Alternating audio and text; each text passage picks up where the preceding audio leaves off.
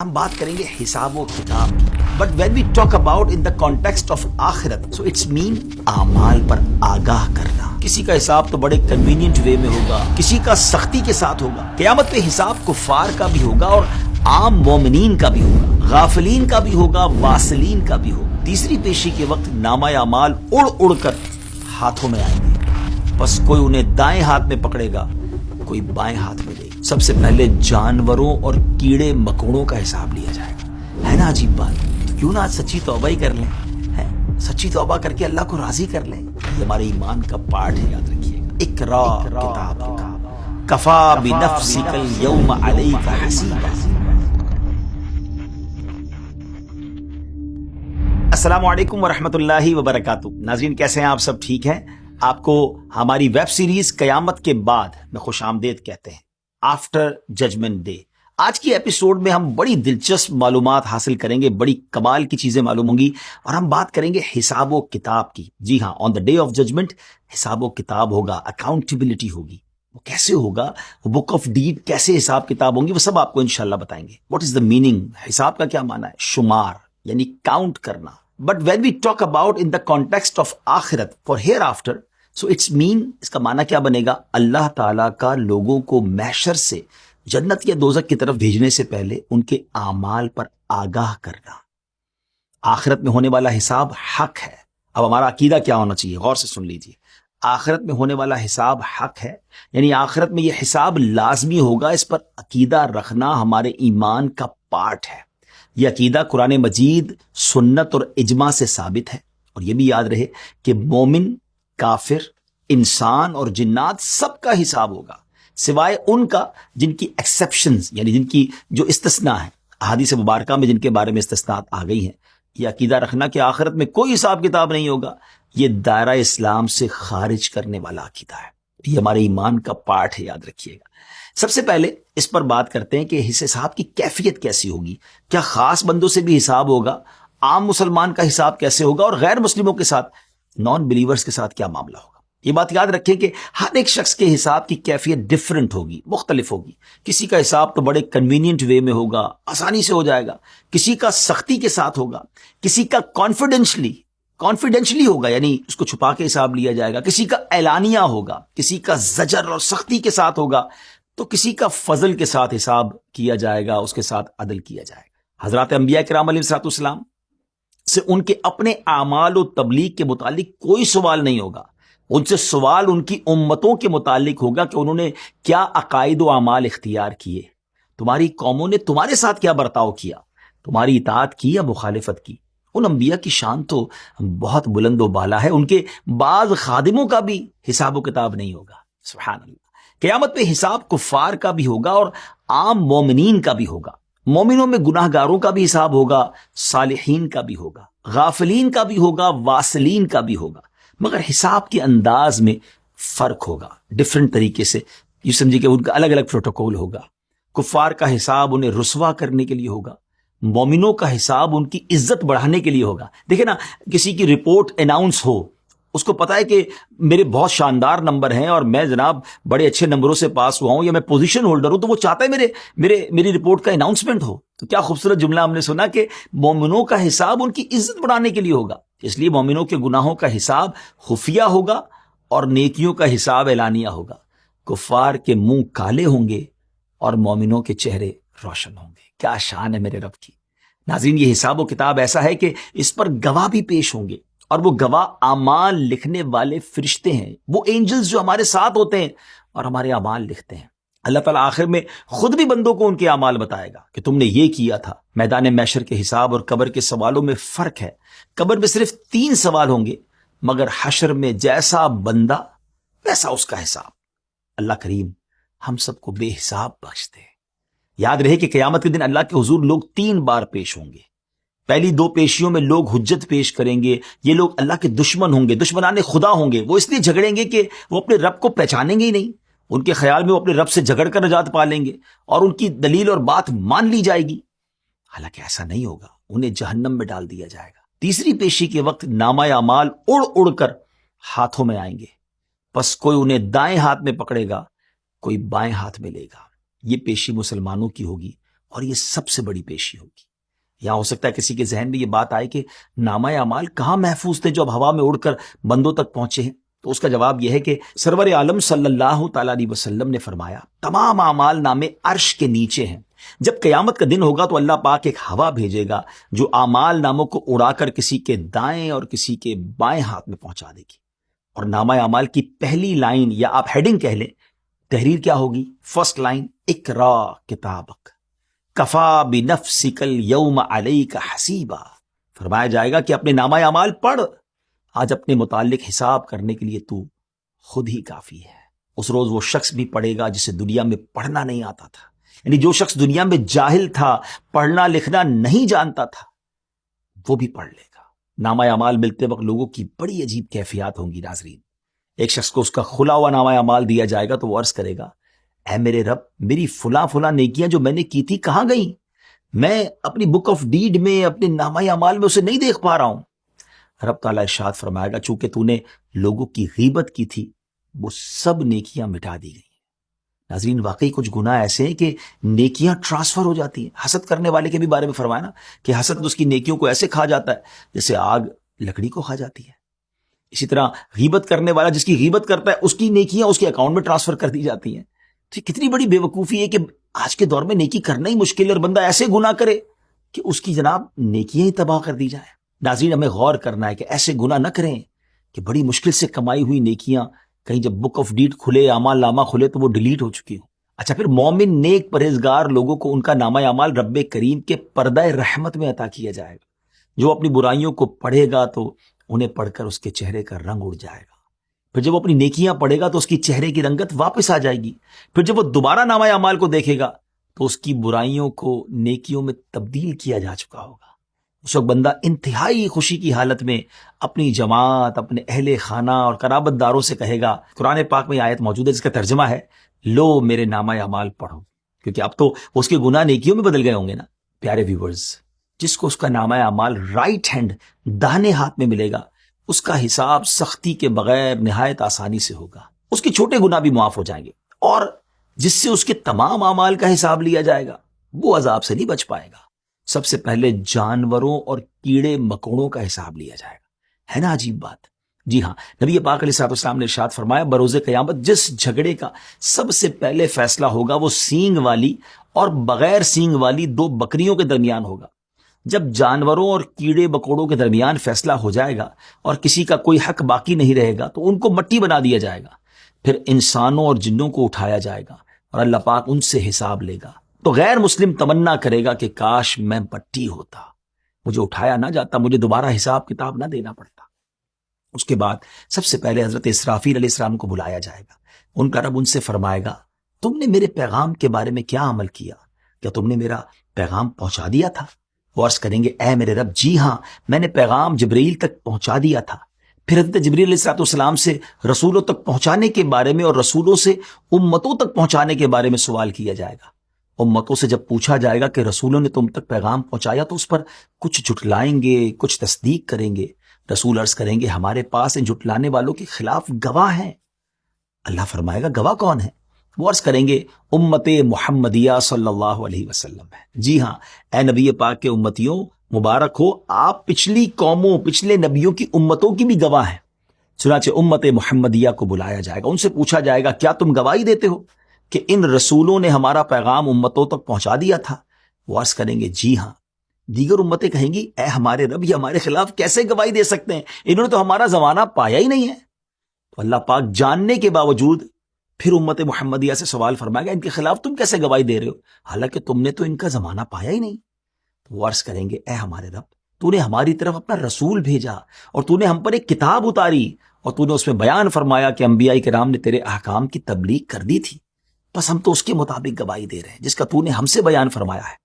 سبحان اللہ. سورہ یاسین میں آتا ہے کہ اس دن اللہ پاک کفار اور مجرمین کے منہ پر مہر لگا دے گا اور ان کے باڈی پارٹس گواہی دیں گے کہ ان کے ذریعے کیا کیا برے کام کیے جاتے تھے. اس طرح نیک مسلمانوں کے باڈی پارٹس ان کی نیکیوں کو بیان کریں گے. ناظرین یہاں دو باتیں سمجھنی ہیں. سبحان اللہ، قرآن کے ذریعے ہمیں پچھلی قوموں کے احوال اور پچھلی قوموں کے پرابلمز بھی بیان کر دیے گئے. لیکن ایک اور کمال کی بات علماء یہ فرماتے ہیں کہ ہم آخری قوم ہے نا، ہمارے بعد تو کسی امت نے نہیں آنا. تو ہم پچھلی قوموں کے تو گواہ ہیں، ہمارے عیبوں پر کوئی گواہ نہیں ہے. اللہ نے کیسے ہمارے عیبوں پر پردہ ڈالا ہے، تو انشاءاللہ محشر کے دن بھی وہ کریم کرم فرمائے گا، ہمارے عیبوں پر پردہ ڈال دے گا. اور آپ نے یہ بھی سنا کہ باڈی پارٹس، جی ہاں یہ قرآن میں ہے نا، سورہ یاسین پڑھیں آپ، کہ باڈی پارٹس گواہی دیں گے. تو اب ذرا غور کیجئے کہ بعض اوقات انسان دروازہ بند کر دیتا ہے، کسی ایسی جگہ چلا جاتا ہے جہاں کوئی دیکھنے والا نہیں ہوتا، کہ اب کس کو پتا ہے؟ اینجلز، حساب کتاب لکھنے والے فرشتے ہمارے ساتھ ہی ہیں، وہ اعمال لکھ رہے ہیں، وہ بھی گواہ ہیں، ہمارے باڈی پارٹس بھی گواہ ہیں. اللہ کرے کہ ہمیں یہ بات سمجھ آ جائے. آگے چلتے ہیں. حساب محشر میں کن کن چیزوں کے بارے میں سوال ہوگا؟ دیٹ از امیزنگ بات. اس حوالے سے اللہ پاک قرآن مجید میں فرماتا ہے ثم لتسألن یومئذ عن النعیم، پھر بے شک ضرور اس دن تم سے نعمتوں کے متعلق پوچھا جائے گا. مفسرین کرام اس آیت مبارکہ کے تحت فرماتے ہیں کہ قیامت کے دن ہر نعمت کے بارے میں سوال ہوگا، چاہے وہ نعمت جسمانی ہو یا روحانی، ضرورت کی ہو یا عیش و راحت کی، حتیٰ کہ ٹھنڈے پانی، درخت کے سائے اور سکون والی نیند کے بارے میں بھی سوال ہوگا. جسم کے ایک ایک حصے سے کوسچن ہوگا، ہاتھ، ناک، کان، آنکھیں، ایک ایک مسام، ہر چیز رب کے آگے جواب دہ ہوگی. دنیا کی ہر لذت کے بارے میں پوچھا جائے گا. پیارے ویورز، آج ہم عزت کے بڑے خواہش مند ہوتے ہیں کہ ہمیں عزت حاصل ہو، سب ہماری ریسپیکٹ کریں، تو یاد رکھیں عزت کے بارے میں بھی بروز قیامت سوال ہوگا. پوچھا جائے گا کہ عزت کا ناجائز فائدہ تو نہیں اٹھایا، غلط جگہ یا کسی غلط مقصد کو حاصل کرنے کے لیے تو عزت استعمال نہیں کی. بندہ جو بھی قدم رکھتا ہے اس سے اس کے بارے میں پوچھا جائے گا کہ اس قدم سے تمہارا ارادہ کیا تھا. Where were you going and why were you going. لوگوں کے سامنے خطاب کرنے والے، اسپیچز دینے والے اسپیکرز کو بھی احتیاط کا دامن نہیں چھوڑنا چاہیے، کیونکہ ان کے منہ سے نکلنے والے ایک ایک لفظ کے بارے میں سوال ہوگا. سب سے پہلا سوال قیامت کے دن بندے سے اس کی نماز کے بارے میں پوچھا جائے گا. تو قبول ہو گئی تو پھر باقی اعمال دیکھے جائیں گے، اور اگر نماز قبول نہ ہوئی تو پھر اس کے کسی عمل کو دیکھا تک نہیں جائے گا.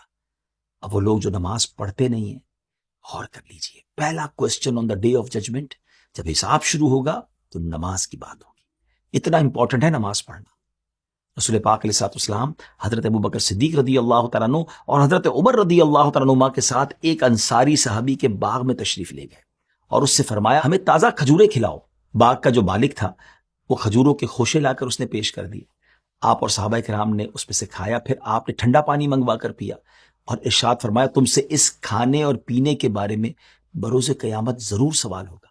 صحابہ کرام نے عرض کی یا رسول اللہ صلی اللہ تعالی علیہ وسلم، قیامت کے دن ہم سے اس کے بارے میں بھی سوال ہوگا؟ ارشاد فرمایا ہاں، سوائے 3 چیزوں کے. وہ کپڑا جس کے ذریعے بندہ پردے کے مقام کو چھپائے، روٹی کا ٹکڑا جس سے بندہ اپنی بھوک دور کرے، اور وہ کھو یعنی وہ ضرورت کا گھر جس میں داخل ہو کر وہ سردی گرمی سے بچ سکے. قیامت کے دن سب سے سخت حساب صحت مند فارغ شخص کا ہوگا. اس طرح جس شخص کا مال زیادہ ہوگا اس کا حساب بھی اتنا ہی زیادہ ہوگا. یہ غور کرنا ہے بات. ناظرین، میں ایک روایت سناتا ہوں آپ کو. یہاں بہت سارے لوگ ایسے سن رہے ہوں گے مجھے، جو بیچارے جن کے پاس مال کم ہوتا ہے یا بعض اوقات دنیا کی نعمتیں کم ہوتی ہیں تو افسردہ ہو جاتے ہیں، شکوے کر رہے ہوتے ہیں. وہ روایت کا مضمون یہ ہے کہ جو اللہ کے تھوڑے دیے پر راضی ہو جاتا ہے، اللہ بھی اس کے تھوڑے عمل پر راضی ہو جائے گا. یقین کریں، میں جب اس روایت کو پڑھتا ہوں کیفیت ہی اور ہو جاتی ہے کہ اگر آپ کو اللہ نے دنیا میں تھوڑا دیا اور اگر آپ صبر کر جائیں نا تو سبحان اللہ، یہ سودا مہنگا نہیں ہے، کیونکہ وہاں آپ کے تھوڑے عمل بھی قبول کر لیے جائیں گے. اب اس کے اپوزٹ وہ لوگ سوچیں جن کو اللہ نے دنیا میں زیادہ دیا ہے، اگر ان سے قیامت کے دن زیادہ عمل مانگ لیا تو کہاں سے لائیں گے؟ سوچنے والی بات ہے. جس کے پاس دنیا کی نعمتیں زیادہ، اس کا حساب بھی زیادہ. اب اس کو آج دنیا کے دور کے حساب سے سمجھ لینا. ہم ایئرپورٹ جاتے ہیں، جس کے پاس سامان تھوڑا ہوتا ہے کسٹم سے جلدی فارغ ہو جاتا ہے، اور جس کے پاس سامان زیادہ ہو تو اس کو اپنا ویٹ بھی کروانا پڑتا ہے، تو چیکنگ بھی زیادہ ہو رہی ہوتی ہے. تو قیامت کے دن بھی جتنا دنیا کی نعمتیں ہوں گی پھر اس کا جواب بھی دینا پڑے گا. ویورز، ہمارے یہاں آج ایک ٹرینڈ بن چکا ہے کہ اپنے کام سے کام رکھو، کسی کو کچھ نہیں کہنا. کوئی گناہ ہو رہا ہے، غلط کام ہو رہا ہے، چاہے جو بھی ہو رہا ہے ہونے دو. کسی پر ظلم ہو رہا ہے، زیادتی ہو رہی ہے، خاموش رہو. اپنے تعلقات کیوں خراب کرنے ہیں؟ حالانکہ چاہے تو روک سکتے ہیں، بول سکتے ہیں، مگر نہیں. ایسے لوگوں کو بھی عبرت حاصل کرنی چاہیے. ایسے لوگوں کے بارے میں آتا ہے کہ ان سے کہا جائے گا کس چیز نے فلاں معاملے میں تجھے بولنے سے روکا تھا. وہ عرض کرے گا لوگوں کے خوف نے. اللہ پاک ارشاد فرمائے گا میں ہی اس بات کا زیادہ حقدار تھا کہ تو مجھ سے ڈرتا. I was the one who deserved to be afraid of me. Viewers, جب بھی حساب کے بارے میں بات ہوتی ہے تو اکثر لوگوں کے ذہنوں میں یہ سوال پیدا ہوتا ہے کہ کیا جن گناہوں کی معافی مانگ لی جائے گی ان گناہوں پر بھی حساب ہوگا؟ اس کا جواب یہ کہ جب بندہ اپنے گناہوں سے توبہ کر لیتا ہے نا تو اللہ پاک محافظ فرشتوں کو اس کے گناہ بھلا دیتا ہے اور خود اس توبہ کرنے والے کے اعضاء اور زمین کی وہ جگہیں جہاں اس نے گناہ کیے تھے انہیں بھی گناہ بھلا دیتا ہے، حتیٰ کہ توبہ کرنے والا قیامت کے دن اللہ پاک سے اس حال میں ملے گا کہ اللہ عز و جل کی جانب سے اس کے گناہوں پر کوئی گواہی نہیں ہوگا، کوئی وٹنس ہی نہیں ہوگی۔ یہ کمال کی چیز ہے توبہ۔ ایک حدیث سناتا ہوں آپ کو، نبی پاک علیہ الصلوۃ والسلام فرماتے ہیں التائب من الذنب کمن لا ذنب لہ، گناہوں سے توبہ کرنے والا ایسا ہے جیسا اس نے گناہ کیا ہی نہیں۔ تو آج یہ حساب کتاب کی باتیں ہم سن رہے ہیں کہ یہ چیز کا حساب ہوگا، گناہوں کا حساب ہوگا، تو کیوں نہ آج سچی توبہ ہی کر لیں، سچی توبہ کر کے اللہ کو راضی کر لیں، گڑ گڑا کر معافی مانگ لیں، تو پھر تو انشاءاللہ قیامت کے دن کی شرمندگی سے بھی بچ جائیں گے۔ لیکن پھر آگے گناہ نہیں کرنے، ہاں لیکن میدان محشر میں کچھ خوش نصیب ایسے بھی ہوں گے جن کا کوئی حساب نہیں ہوگا اور وہ سبحان اللہ بے حساب جنت میں داخل ہوں گے۔ کچھ روایت میں 70,000 کا ذکر ہے، جبکہ کچھ میں تو بہت کثیر تعداد کے ذکر بھی ملتا ہے۔ حضرت پیارے آقا علیہ الصلوۃ والسلام نے فرمایا میرے رب نے میری امت میں سے مجھے 70,000 ایسے افراد عطا کیے ہیں جو جنت میں بلا حساب و کتاب داخل ہوں گے۔ حضرت عمر رضی اللہ تعالیٰ عنہ نے عرض کیا یا رسول اللہ آپ نے اس سے زائد کی درخواست نہیں کی؟ آپ نے فرمایا میں نے درخواست کی تھی جس پر اللہ کریم نے مجھے ان میں سے ہر ایک کے ساتھ مزید 70,000 عطا فرما دیے۔ اللہ اکبر، یعنی 70,000 ملٹیپلائی بائی 70,000، اب یہ تو کتنے سارے ہو گئے، سبحان اللہ۔ اللہ کریم کی رحمت دیکھیں، حضرت عمر نے پھر عرض کی یا رسول اللہ صلی اللہ علیہ وسلم آپ نے اس سے زائد کی درخواست نہیں کی؟ فرمایا میں نے درخواست کی تھی جس پر اللہ کریم نے مجھے اتنے ہی اور افراد بھی عطا فرما دیے۔ اب کیلکولیشن آ گیا، اب خود ہی کر لیں، سبحان اللہ۔ یہ کہہ کر پیارے آقا علیہ الصلوۃ والسلام نے اپنے ہاتھ پھیلا دیے، جس کی وضاحت کرتے ہوئے راوی کہتے ہیں اتنی بڑی تعداد جسے اللہ کے علاوہ اور کوئی نہیں جانتا۔ ان کے علاوہ ایک اور گروپ ہے جو بلا حساب و کتاب جنت میں داخل ہو جائے گا۔ ان کے لیے قیامت کے دن لوگوں کو ایک بڑے میدان میں جمع کیا جائے گا، پھر ایک اعلان کرنے والا اعلان کرے گا کہاں ہیں وہ لوگ کہ جن کے پہلو بستروں اور خواب گاہوں سے جدا رہتے تھے۔ یہ اناؤنسمنٹ سن کر اہل محشر میں سے بہت تھوڑے لوگ جو اہل اسلام میں ہوں گے اٹھیں گے اور اس کراؤڈ سے نکل کر باہر آئیں گے اور حساب کتاب کے پروسیس سے گزرے بغیر ہی جنت میں چلے جائیں گے، اور پھر باقی لوگوں کو حساب کا حکم دیا جائے گا۔ یہ کون لوگ ہوں گے ناظرین؟ یہ اپنی نیندیں قربان کر کے راتوں کو اللہ پاک کی یاد اور مصلی پر گزارنے والے تہجد گزار ہوں گے۔ اللہ اکبر، اللہ کرے تہجد کی نعمت ہمیں نصیب ہو جائے۔ ناظرین اب آئیے اپنے ایپیسوڈ کو اینڈ کی طرف لیے جاتے ہیں۔ وہ اعمال بھی سن لیں کہ جن کی وجہ سے حساب میں آسانی ہوگی۔ جو تنگ دست پر آسانی کرے گا اللہ پاک دنیا اور آخرت میں اس پر آسانی کرے گا۔ جس کا دل لوگوں کے کھوٹ سے پاک رہتا ہوگا اللہ پاک اس کے لیے بھی آسانی فرمائے گا۔ یہ لوگوں کے لیے بری نیتیں، کینہ، بغض، برائیاں نہیں، دل صاف رکھیں، کلیئر رکھیں، لوگوں کے لیے اچھا سوچا کریں، انشاءاللہ قیامت کے دن آسانی ہو جائے گی۔ نبی پاک علیہ الصلوۃ والسلام نے ارشاد فرمایا جس شخص میں 3 خصلتیں ہوں گی اللہ اس کا آسان حساب لے گا اور اسے اپنی رحمت سے داخل جنت کر دے گا۔ آپ بھی چاہتے ہیں نا کہ آسان حساب ہو جائے؟ صحابہ نے عرض کی یا رسول اللہ ہمارے ماں باپ آپ پر قربان، وہ 3 خصلتیں کون سی ہیں؟ ارشاد فرمایا جو تجھے محروم کرے تو اس کو عطا کر، جو تجھ سے تعلق توڑے تو اس سے تعلق جوڑ، اور جو تجھ پر ظلم کرے تو اسے معاف کر دے۔ ناظرین یہ تھوڑا سا مشکل ضرور ہے مگر انعام کتنا بڑا ہے کہ حساب آسان ہو جائے گا اور جنت میں داخلہ مل جائے گا۔ ہم کیا کہتے ہیں جناب اس نے دعوت میں نہیں بلایا، ہم بھی نہیں بلائیں گے، اس نے محروم کیا میں بھی اس کو محروم کروں گا، نہیں، جو محروم کرے اسے عطا کریں، جو ظلم کرے اسے معاف کر دیں، جو توڑے اس سے جوڑیں۔ یہ کر لیجئے، زندگی بھی آسان ہو جائے گی، ہمارے معاشرے میں بھی محبتیں پھیلنا شروع ہو جائیں گی، اور انشاءاللہ قیامت کے دن انشاءاللہ حساب کتاب میں بھی آسانی ہو جائے گی۔ آخر میں ایک بڑی پیاری دعا پر میں اپنے اس ایپیسوڈ کا اختتام کرنا چاہتا ہوں۔ نبی پاک علیہ الصلوۃ والسلام کی دعا ہے، آئیے مل کر لیتے ہیں۔ اللہم ربنا حاسبنی حسابا یسیرا، اے رب کریم ہمارا حساب آسان کر دے، آمین بجاہ النبی الامین۔ اگلے پروگرام میں کچھ اور قیامت کے بعد کے معاملات سنیں گے۔ اپنی دعاؤں میں یاد رکھیے گا، ہمارے چینل کو سبسکرائب بھی کر دیں، اس ایپیسوڈ کو شیئر بھی کر دیں تاکہ نیکی کی دعوت آگے بڑھتی رہے۔